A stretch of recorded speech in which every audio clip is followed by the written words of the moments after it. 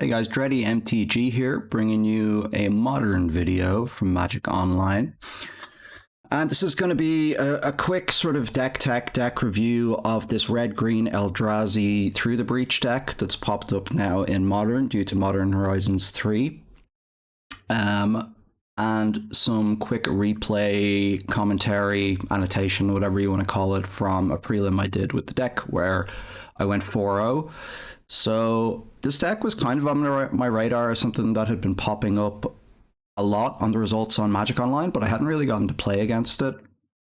So yesterday evening, I got to get some test games in Paper In with a friend, and this is the deck I chose to proxy up and have a go, and it just felt very strong right away. The matchup we were playing was this deck versus Teamer Prowess, and I was able to rattle off several wins in a row on the draw against the deck in Game 1 configurations. So that made me sit up and go, wow, okay, maybe there's really is something to this deck. And the more we played, the more I just realized how powerful the play patterns are and how fast the deck is. And so I said, yeah, let's lock it in for a prelim, see how it goes. And now I'm seriously considering, or I want to play the deck in Amsterdam next weekend if I can get the cards together. So I'm pretty into this deck. The prelim win convinced me. So it needs little explanation if you know the cards, but basically Through the Breach, 5 mana instant, arcane, which doesn't really matter. You may put a creature card from your hand into play against haste, sack it at the beginning of the next end step. Important little thing there, it says next end step, and it's an instant, so you can cast this on your opponent's end step at instant speed. Put your Emrakul into play or whatever, and go off that way if you're playing around Force Negation or something like that. So the fatties we have are 4 Emrakul, the Aeon's Torn, classic Through the Breach, sneak attack target, and the new one from MH3, Ulamog the Defiler. So the deck I got, this is kind of the stock list everyone was playing, and they had 2 copies of Ulamog and 4 All Is Dust, and I just swapped it around to have 4 Ulamog because I just thought, it's more Through the Breach targets, right? And 4 All Is Dust seems a little overboard to me. And yeah, I don't know. I was like, they both pitched to Ugin's Labyrinth just fine, so let's just have more Through the Breach targets. And I was very happy with that. I was always happy to see another copy of this guy, basically. All Is Dust, each player sacrifices all permanents they control that are 1 or more colors.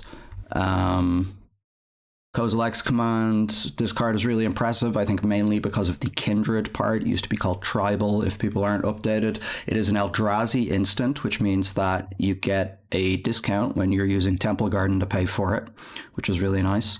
So this card I think wouldn't be that great otherwise, but the fact that if you go like Labyrinth, Temple or whatever, it means you can do this for X equals 2 on turn 2. Is just really, really good. Like, it was good in the Prowess matchup. I was able to exile their Dragon's Rage Channeler and, you know, casting it for X equals 1 and make an Eldrazi spawn to block one of their Prowess creatures, buying me a turn a lot. Or it's just like, you know, 3 mana against a 1-drop is you know, kill your 1-drop, your Ragavan, whatever, and I get to scry and draw a card. You know, I even kept it in, you'll see later, against Living End, because the exile cards from Graveyards mode. You can just cast it on their end step to scry, draw, and make some, you know, Eldrazi signs. If you got nothing better to do, that can help you hard cast one of your big Eldrazi the next turn. Sorry for the scrolling there. So this card really surprised me. This is a card that I thought would be like bad filler, but it's actually like good role player, if that makes sense. We also have 4 Devourer of Destiny. So this adds a lot to the deck's consistency. So it has a sort of Chancellor effect where as a pregame action, you may reveal it from your opening hand. If you do, then at the beginning of your first upkeep, you get a trigger where you look at the top 4 cards of your deck. You may put 1 back on top and you exile the rest. So it lets you fix your first draw, and it exiles 3 other cards, which you may think is annoying, but that actually plays a little bit into Ulamog's ability, where Ulamog has Annihilator X, where X is the number of +1/+1 counters on it. I guess I didn't read this card. I didn't read Emrakul because I thought everyone knew it, but I should read Ulamog. Ulamog is a 7/7 for 10 legendary creature Eldrazi. When you cast it, target opponent exiles the top half of their library rented up. It has a ward, sacrifice 2 permanents, so that's like, you know, Vein Ripper times 2. Ulamog enters with a number of +1/+1 counters equal to the greatest mana value among cards in exile, and has Annihilator X, where X is the number of +1/+1 counters on it, which means that if you have an Emrakul in exile, it enters with 15 counters on it, so it's a 22/22, and it has Annihilator 15, which has happened a lot in this prelim. Then rounding out the deck, you got 4 One Rings. I mean, doesn't need any introduction. You can play it on turn 2 sometimes if you go double Ugin's Labyrinth or Ugin's Labyrinth and then Talisman on turn 1, and then any land on turn 2 is a turn 2 One Ring. Thought-Knot Seer, this is the card I'm least convinced by in the deck, but I think you probably just need another thing to do with your 4 Eldrazi temples. So I understand the inclusion, even though I think Thought-Knot Seer is not what it used to be. Again, you can very consistently cast this on turn 2, you know, an Ugin's Labyrinth plus a temple, or Ugin's Labyrinth plus Talisman plus land will get you to a turn 2 Thought-Knot Seer. You know, it blocks well. It takes a key card out of combo deck's hand to give you time to set up. It's sort of, this is sort of decent filler, I would call this. I could see this being replaceable in the deck in weeks to come. Talisman of Impulse, just getting you those red pips for Through the Breach and green pips for Ancient Stirrings and Boseiju. So just kind of the obvious mana rock to play, I suppose. 4 Ancient Stirrings, again, this isn't finding you Through the Breach, but it hits every other card in the deck except Ancient Stirrings, so it's essentially always going to find you what you want, right? It'll find you an All Is Dust, or it'll find you a Kozilek's Command for removal, or it'll find you your big fatty that you need to swing with Through the Breach, or it'll find you a One Ring, or it'll find you the land you need, your Ugin's Labyrinth or whatever. So superstar, 1 mana, look at 5 cards, always been borderline broken, and this is a very good deck to maximize it. In terms of the mana base, 2 Boseiju, you're very soft to Blood Moon effect, so having 2 of these in the main makes sense, you know, especially in post-board games, you're going to be glad for it. I could see moving one of these to the sideboard maybe, but seems fine in the main as well. In a pinch, casts Ancient Stirrings or whatever. Eldrazi Temple, adds colorless or adds 2 colorless that you can only use to cast colorless Eldrazi spells or activate abilities of colorless Eldrazi. So yeah, you got your Thought-Knot Seers, your All Is Dusts is an Eldrazi sorcery, your Devourer Destinies, your Kozilek's Commands, your Ulamogs, your Emrakuls, and then a couple of sideboard Eldrazi as well. 2 forests, basics are important. You get Field of Ruin, you need to have enough targets. You also got the 1 wastes as the other basic. 1 Gemstone Caverns. The original list I started with was also playing a Gemstone Caverns in the sideboard. I kind of just think 1 is enough, and I'm happy to have it in the main deck. Usually you don't want Gemstone Caverns on the play, so you put it on the sideboard, but I think considering this deck is just fine with essentially a wastes, you can just give it a main deck slot here and free up a sideboard slot. 4 Grove of the Burned Willows, we don't care about our opponent's life total, obviously, so this is an ideal land to help us cast our colored spells. Karplusan Forest, not as an ideal a land, but, you know, again, it casts both colors and it comes in untapped and it makes colorless, so it's kind of just a worse version of Grove.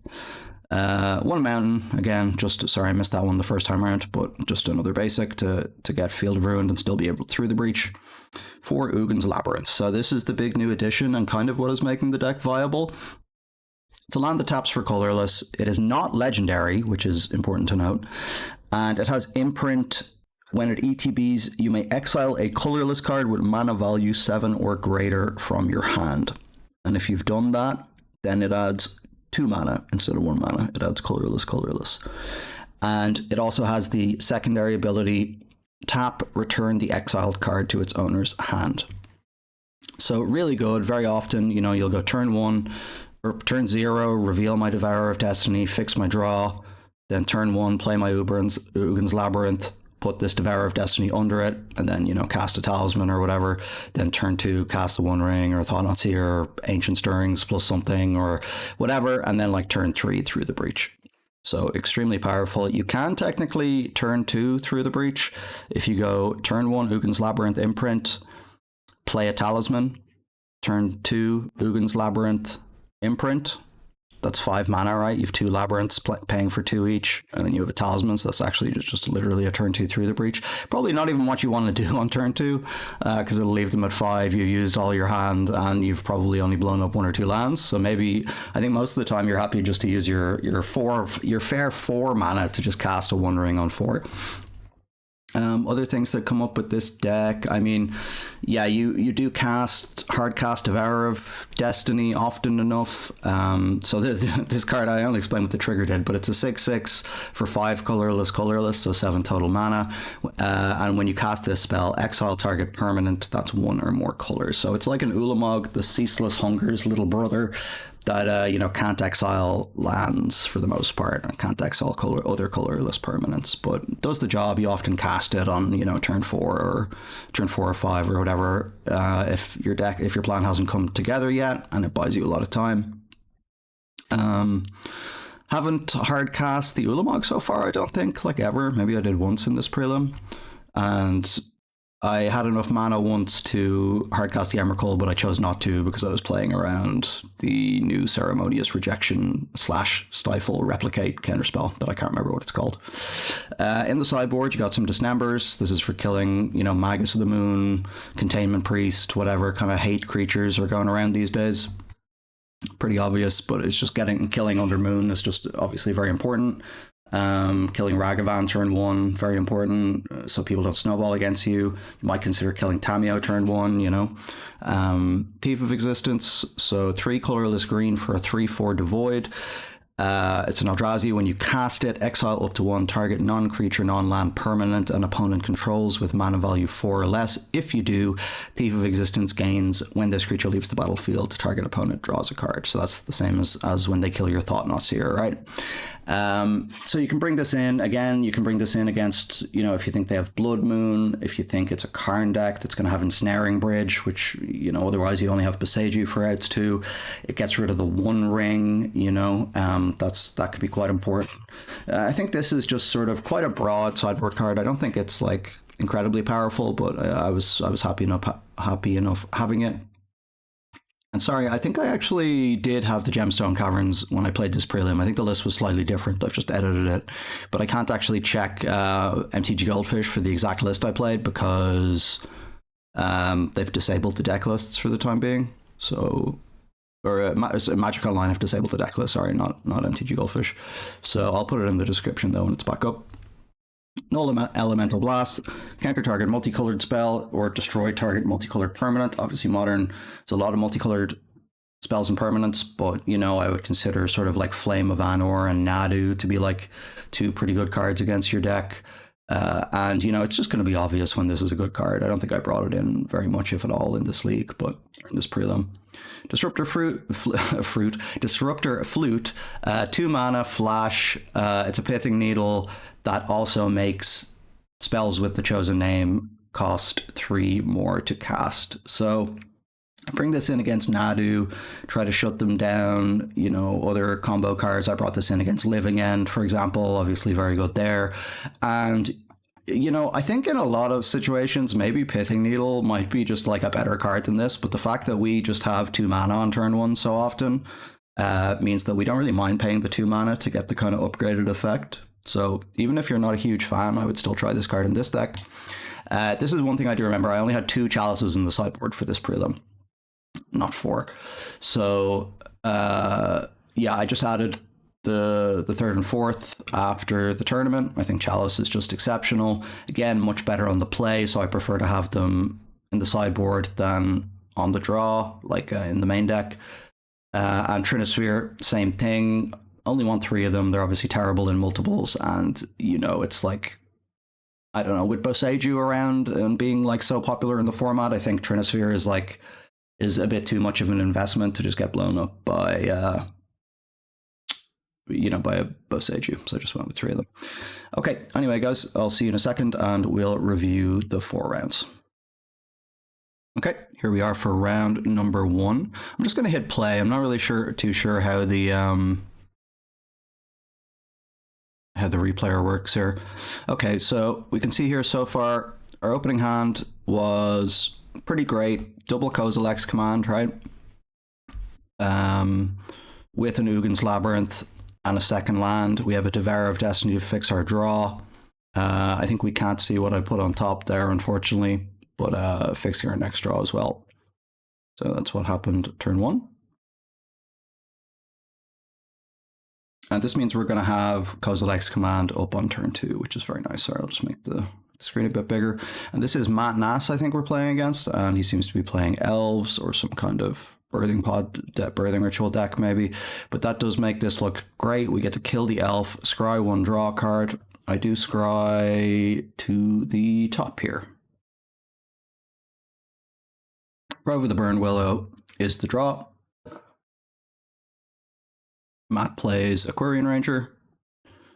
We draw a Boseiju, and yeah, I kind of was like, oh, maybe I'll let this live, but then I said, no, you know what, let's just clear the board again, let's just draw another card or whatever. So we get to scry 2, and we kept a third Kozilek's Command on top at this stage. This is pretty much obvious that this Kozilek's Command card is kind of running away with the game. Matt plays a Heritage Druid and passes, and of course here, turn 4, we have the double mana, so we get to just play our Through the Breach Emrakul. And Matt here, this is how you know he's a top dog. I believe he does not concede from this point. He says he's an experienced player who knows sometimes when you get Through the Breach to Emrakul, sometimes they just have nothing else going on in their hand and they leave you on 6 and you can rebuild. So always gotta, you can never expect your opponent to just scoop it up just because you Through the Breach them.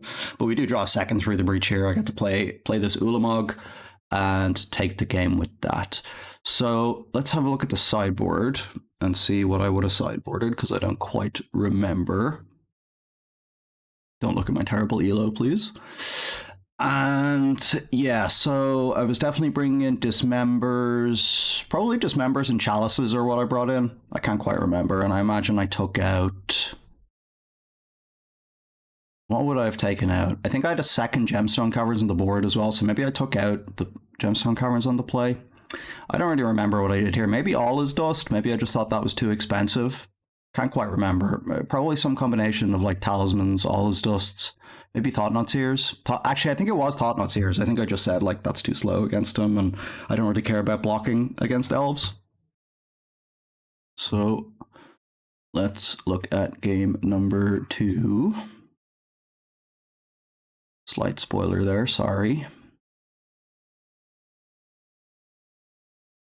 So Matt's on the play here. We reveal our Devourer of Destiny, and we again, I think we will get to see the trigger actually. I think I just missed it last time in the replay, so sorry about that, guys. And we have, and we had Gemstone Caverns, which I pitched an Ancient Stirrings to, and then we get to kill his turn 1 Safekeeper on our, like before our first turn. We get to go Labyrinthier into Devourer of Destiny and then cast a Chalice on 1 on turn 1. So very broken legacy type stuff going on here.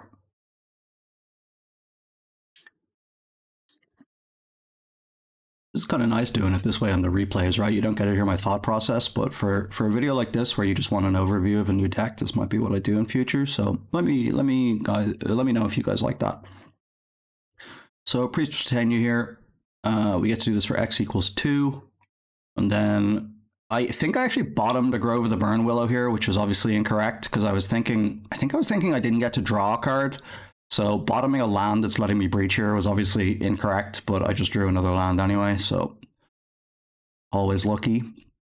Put Ulamog into play here. This comes in with 7 counters because we have a 7-drop under our land.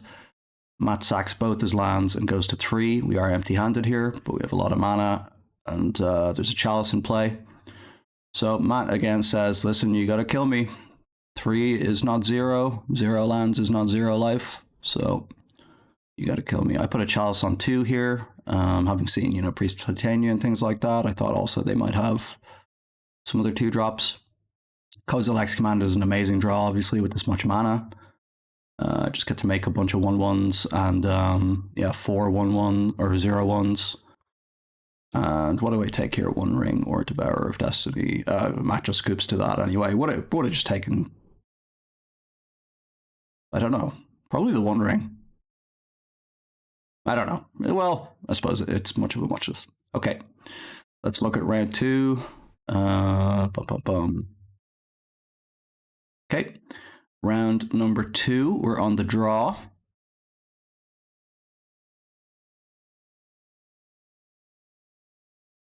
Opponent goes Flooded Strand. We get a Devourer Destiny trigger, and we keep a Through the Breach on top from it. We then Stirrings, take an Ugin's Labyrinth. So let's just pause here to look at this. So we're going to have 3 mana on turn 2, pitching probably Devour of Destiny because Ulamog's a better breach target. And then that gives us X equals 1 Kozilek's command up on turn 2. Which, as I said, is just like a lot easier than it looks. So we'll see what I do here. I just had to just go to Stirrings at the start, take a Talisman, and then this means I can Ugin, get rid of our Devourer Destiny, play the Talisman, and this is going to mean a turn 3 through the breach next turn. 1, 3, 4, 5 mana for our Through the Breach. Obviously we're playing against Jeskai Wizards here, it looks like, a counterspell deck. So I don't really want to just jam my my Through the Breach into the 2 open blue mana. I decided to play the Eldrazi Temple. It gets us a bit closer to like hard casting one of these big guys than playing the Karplusan Forest. And in their upkeep, I go with... I think I pay it all here. Yeah, I go for Kozilek's command for X equals 4. They Flame of Anor in response to draw 2 and destroy our Talisman. And I get to scry 4 cards to the bottom. I think they were all lands. And then I get to untap and Through the Breach them. Ulamog is coming in, yeah, with 7 counters here. So they take 14 and sacrifice all their lands, and they've had enough. All right. In terms of sideboarding, again, let's see. Yeah, I think again I was taking out I think I took out Thought-Knot Seers because I wanted their removal to just be like totally dead. I can just click view sideboard, right? Yeah, rather than go between screens. Obviously on the draw, I'm bringing in the second Gemstone Caverns here. Can't remember. I don't think I brought in Chalice and Trinisphere on the draw. I just thought it was too slow. I think I just had Gemstone Caverns on like Dismembers. I think that's all I brought in. Okay, move on to game 2. Okay, so this is game number 2. We're on the draw again. We're starting with a Gemstone Caverns. I got rid of a Karplusan Forest. It's kind of surprised I didn't get rid of a Talisman, maybe, but I guess we can just play both Talismans. Oh no, we can't play both Talismans, sorry. I was thinking if we played a Labyrinth, but that would mean we don't have any action in our hand. So yeah, leaving both the Labyrinths in our hand until we draw something to pitch to it. Just play the other lands out first. They have a Tameo, but it's only on turn 3. We draw an Ulamog, and I do decide to put one of them under this Ugin's Labyrinth. So now we have 1, 2, 3, 5, 6, 7 mana. So if we draw a Devourer of Destiny or an All is Dust, we can just cast it. Oh, you can see what I sideboarded, actually, because I can view sideboard. Yeah, so I did board out the Thought-Knot Seers. I actually did bring in the Chalices and the... so 2 Chalices, 3 Trinispheres.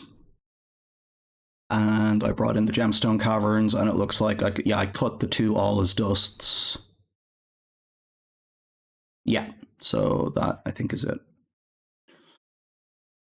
Okay, so they just make a clue with Tameo. Game's going pretty slow on both sides here. Again, we're pretty happy to have drawn the Kozilek's command. Obviously, we don't want to get rid of our last remaining fatty. They draw with their clue. At this point, I think I was slightly surprised they did that rather than do it on their turn to try and flip it. Here, so just to point this out, in game 2, I just spent everything. When I made this play on their upkeep, when I cast it for X equals 4. Here I'm doing it for X equals 4 again. I'm leaving up 2 Talismans to play around Flusterstorm or Spell Pierce. I think it's pretty reasonable they could have those cards against a Through the Breach deck where I'm just going to try and jam Through the Breach, given the opportunity. So that's why I left 2 mana up. And also, like, you're only getting an extra...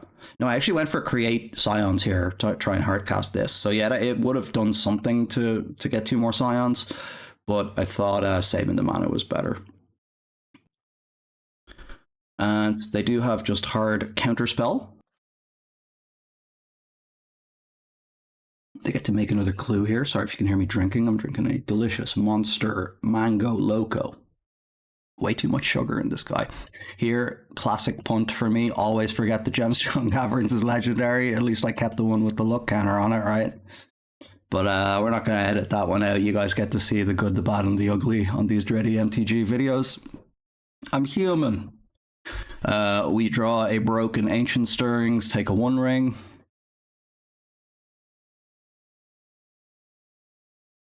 Sorry, I kind of missed what the other cards were on that. You guys can go back and pause the video if you want to look at it. Again, I think I took a cheaper card maybe just to have mana up to play around, like Spell Piercer or whatever here. They're looking for something. They have 6 cards in hand. They have 7 cards in hand. They don't find a counter spell. We get to resolve the ring, draw a card, and we draw our Breach for next turn. Again, we probably want to just leave this till their end step, I would imagine. If so many cards, it's pretty wild. They get in there with Tamiyo. We untap, take damage, go to 18, draw 2 cards, draw an Eldrazi Temple and a Kolaghan's command, or a Kozilek's command. That's really nice because it gives us another thing to cast at instant speed on their turn that they have to consider, countering, because they haven't found what they need so far. And although look how much cantrip they're doing. Cantripping. So I let them go here. I think I'm just going to try and do things on their end step, see if they want to use as much mana as possible here.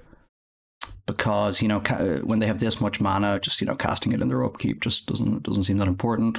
They cast Flage, and here I'm like, man, okay, if they just bring back the Flage straight away, I'm in pretty good shape. That's so much mana for them to use. Yeah. So they just attack. They get to make their clue. Crack. I think I was thinking about doing something here when they cracked the clue, or when they cracked the fetch, but I was like, it doesn't do anything. They do decide to hard cast this and bring the Flage back. We take 3 again. They go to 19. And they only have 1 mana up, so I know confidently here I can just go and step through the Breach. Put that in. It comes in with 10 counters on it because there is another Ulamog under our Labyrinth. Now, they have a Solitude, right? So they go to kill this, but they do have to sacrifice 2 permanents. They choose to sacrifice their Clue and their Tamiyo. They have 5 cards in hand. We gained a bunch of life, so we go to 27. We draw an Emrakul. At this point, I was like, how close are we to casting this? So I have 1, 2, 3, 5, 6, 8, 9, 10 mana. 15 is still very far away. It's almost impossible to overstate how expensive Emrakul is. Like 15 is just like such an absurd mana cost, but this deck can get there. Okay, we draw 3 cards. We find another Labyrinth. And here I think I miscounted somehow and thought I could cast Emrakul. But it's fine. I knew I could just cast this Devourer of Destiny anyway. I don't know what I'm doing here. Making a bunch of weird mana game actions. And this just exiles their Flage as well. This is so harsh. Like, they just used so much of their graveyard. They got their 2 triggers, but they gave us a load of life, and we just get to exile that Flage. It's not coming back. There's the ghost trigger from the Through the Breach for our Ulamog that was already gone. So now this is just a 6/6 on the board. They do have a bunch of energy. They got down to 1 energy to kill it with Galvanic Discharge. And they play another Tamiyo, which we get to kill with this Kozilek's command. It almost seems like they can't afford to counter this. They don't counter it. We find another Through the Breach. Again, just the scry from Kozilek's command just makes this deck so consistent. It's one thing I just didn't think about when I was first looking at these lists. Draw 4 cards with the ring. And I think it was at this point maybe that I was considering casting Emrakul. Do I have enough mana here? 1, 2, 3, 5, 6, 8, 10, 11, 12. No, we have 13. So I would still be 1 off if I'd played like a Solad last turn. Here, we put Emrakul into play. They have another Solitude. I'm like, sure. We go to 39. And I hardcast another Devourer Destiny and exile their Solitude.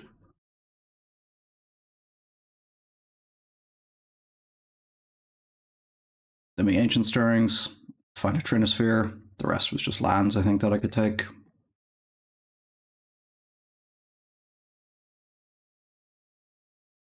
This is a longer one. I mean, the Solitudes are buying them time, but I mean, we just have a lot of big threats, and we just have the ring drawing a million cards.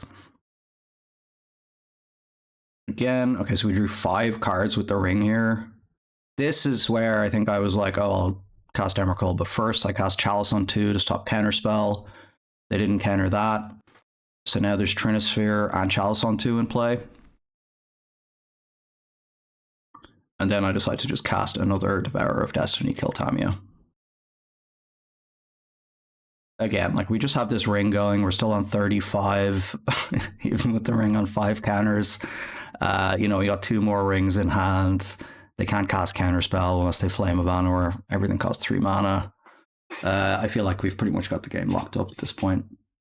Yeah, so Consign to Memory. This is why I didn't cast the Emrakul. I was playing around this because they can replicate it and counter the Emrakul. Oh, the Emrakul can't be countered, sorry, but the trigger can.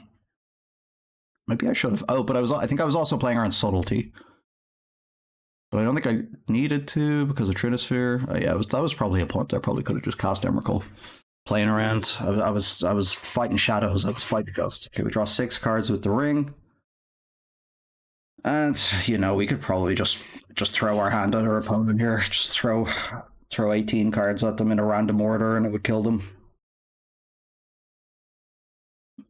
Put another Emrakul into play and that's going to wrap up the game. So far we're 2-0-4-0 in the prelim. Deck is looking very strong. I'll see you guys around 3. All right, guys, back here for round number 3. I thought that was a real game, and I clicked yes, I would like to play first. That's not how it works, because this game already happened.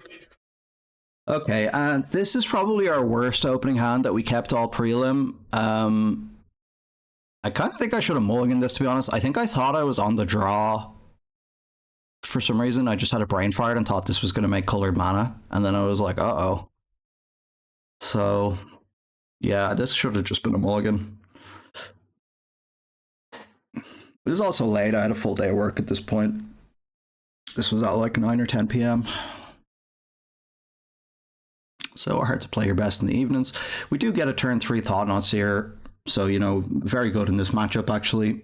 Even though I said this card isn't one of my favorites in the deck, you can see it's going to shine here, just blocking their whole team and exiling their Static Prison. I'll show you the rest of their hand there.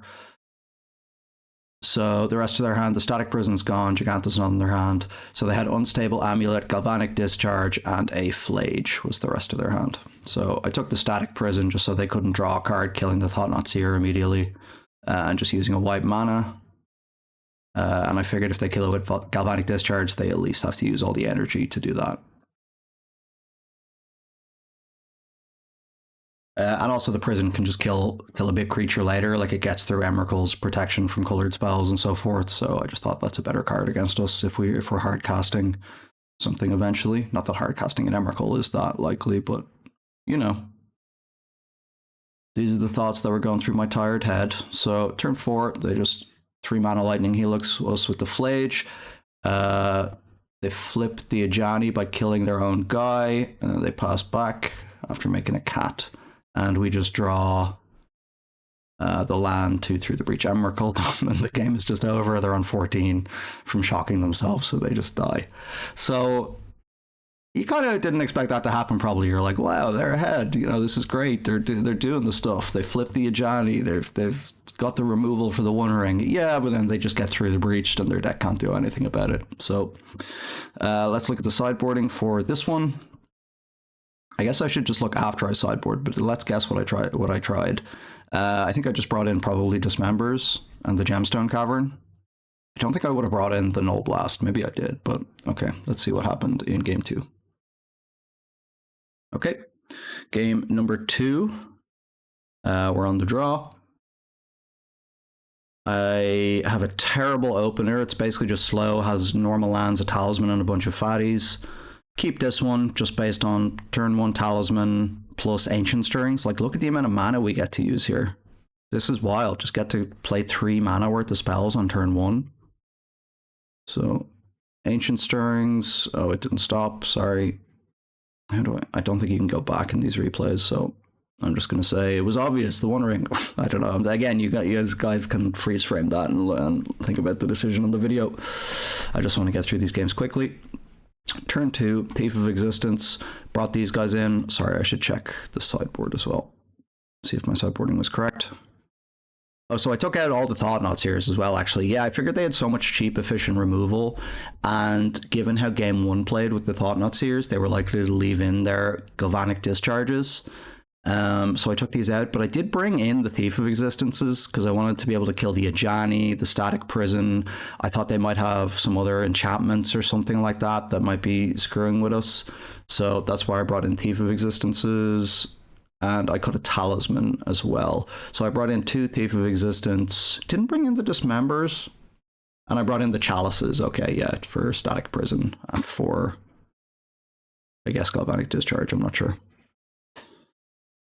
Again, not confident in the sideboard plans here. I'm not trying to say this is a sideboard guide. Just trying to see what I did in this testing event.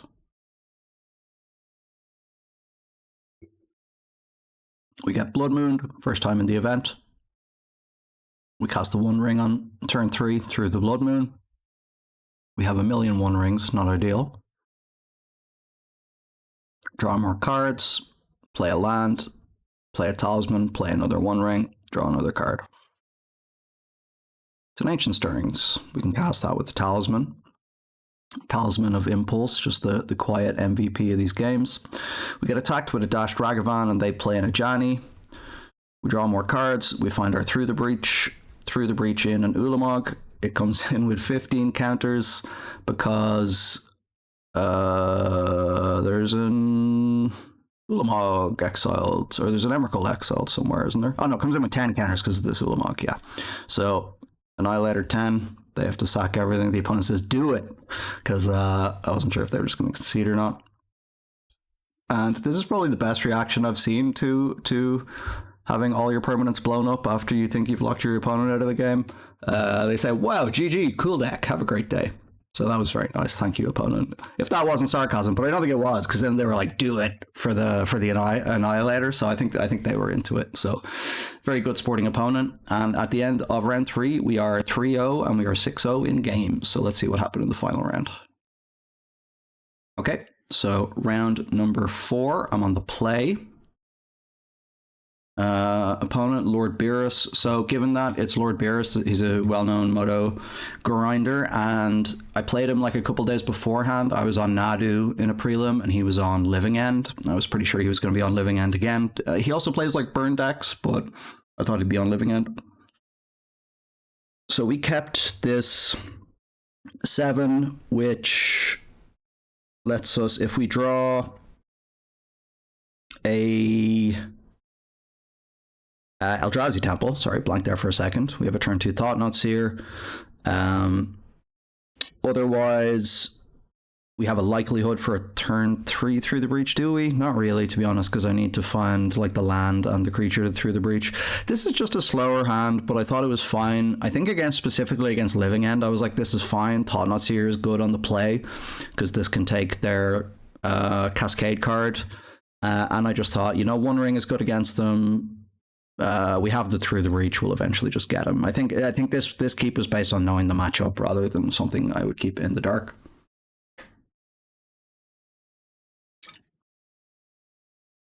Street Raid, Hedge Maze, leave on top. So, whoops. We played Carplusan Forest, played a Stirrings, got an Ugin's Labyrinth, and then just passed the turn, I think. So, yeah, we have a land for next turn, and if it's is this going? What's going on? No, there we go. If we draw another big Eldrazi, then we get to imprint that and just Through the Breach on turn 3. This appears to be going a little slower now, is it? I don't know. We don't draw that, so I just play the Wastes, and we just play turn 3 Thought-Knot Seer, just to try to stop them being able to Living End us. They put a Waker of Waves in the yard, they cycle a Street Wraith, and we do take their Ardent Plea here to stop them Living Ending, but because we're never lucky, they draw another Ardent Plea, and they Living End anyway, bring back a huge board, and they get to draw because they kill our Thought-Knot Seer. But they make a huge mistake here. They grief us. Just try and pause. Yeah, they grief us and take the One Ring. I think just not realizing that they're just dead on board. So yeah, just we've all done it. I think they just didn't realize that the Ulamog was going to enter with 15 counters on it. So they wouldn't have any blockers, because if they didn't realize that it was coming in from this, they would have just been able to block it and then swing back and kill us on our turn. But obviously just a bit of a brain fart there. I'll go to game 2 and then I'll show you what I sideboarded. Okay, so game number 2, and let's look at our sideboard. So yeah, brought in this Disruptor Flutes, took out 2 Talismans, took out 4 Ancient Stirrings. Not quite sure why I decided on this. And then I brought in Chalices, obviously are excellent. Chalice on 0, stopping the living end. And I brought in the 3 Trinispheres as well. Oh, and I cut the Boseijus, and I brought in...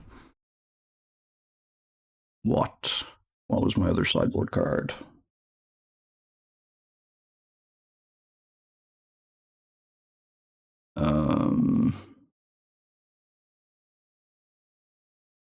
Null Blast? Did I bring in Null Blast? No. Oh, sorry, that's a different sideboard, so that doesn't make sense. And I didn't bring in Stonebrain. You saw Stonebrain was still in the sideboard there. I didn't bring that in because on the draw I just felt like it was too slow. I'll bring it in the play for game 3. They grief us. They kind of have to take Chalice of the Void, right? No other choice. They probably know that we have it, at least after post-board games. We got our Devourer trigger, 3 lands, and a Disruptor Flute. We take the Disruptor Flute. And then we are certainly going to play this as soon as possible, but like I said in the deck tech, we're passing to their upkeep before we're casting it to play around Force Negation. And of course, the card we name is Living End. So now Living End costs 3 more to cast. Going to take a long time for them to get up that type of mana. We just play a Grove and pass again. Next turn we'll have a Thought-Knot Seer. They cycle Awaker Waves. We get to untap and just jam a Thought-Knot Seer. They have a Subtlety. And we put this guy on top. Don't know if that's right, but I felt like, they need answers as well as a Living End. So what did I do here? Why didn't I cast the Thought-Knots here? Oh, because I had Disruptor Flute to play again in their upkeep. Yeah, so I was just playing a land and I was going to recast this in their upkeep again. Well, they had 2 mana. So the opponent just scoops it up there. Presumably just not many other ways to beat that. And that is just a 4-0, 8-0 in the prelim. So playing against some very good competition here. And we just get through without dropping a game. So again, I think this deck is very strong. I would like to play it in Amsterdam. And it's also super fun. It's super powerful. Definitely try it out if this type of deck appeals to you. And please give me a like and a subscribe on the channel, on the video, if you are so inclined. It would really help me out. Thanks, guys.